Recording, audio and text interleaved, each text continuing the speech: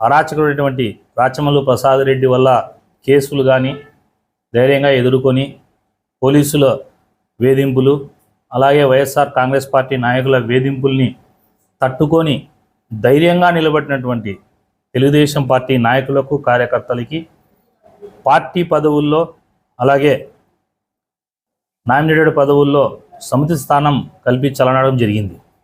దీనికి స్పందించిన నారా లోకేష్ బాబు గారు ప్రొద్దుటూరు నియోజకవర్గంలో యువగలం పాదయాత్ర జరిగిన ఆ 2 రోజుల్లో ఆయన గుర్తు చేసుకుంటూ వేల మంది ప్రజలు ఆ రోజు మన యువగలం పాదయాత్ర సక్సెస్ చేసినారు. ప్రవీణ్, ప్రజలకు ఎటువంటి అవసరాలు, ప్రొద్దుటూరు ప్రజలకి కావలసినటివి ఏవైనా సమస్యలు కానీ, ప్రజలకు అవసరమైనటివి మౌలిక సదుపాయాలు కానీ ఎలాంటివైనా సరే ప్రజలు నీ దృష్టికి తీసుకొచ్చినటివి నువ్వు నా దృష్టికి తీసుకోనరా.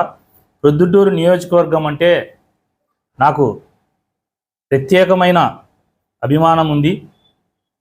ఆ రోజు రాచమల్లు ప్రసాద్ రెడ్డి ఎన్ని ఆటంకాలు పెట్టినా కూడా ఫ్లెక్సీలు కట్టి కోడిగుడ్డేసి నానాగా దౌర్జన్యం చేసి ఇబ్రహీం సీఏని పెట్టుకొని ఎన్నో రకాల ఇబ్బందులు పెట్టినా కూడా కార్యకర్తలు ప్రజలు మనకి బ్రహ్మరథం పట్టినారు.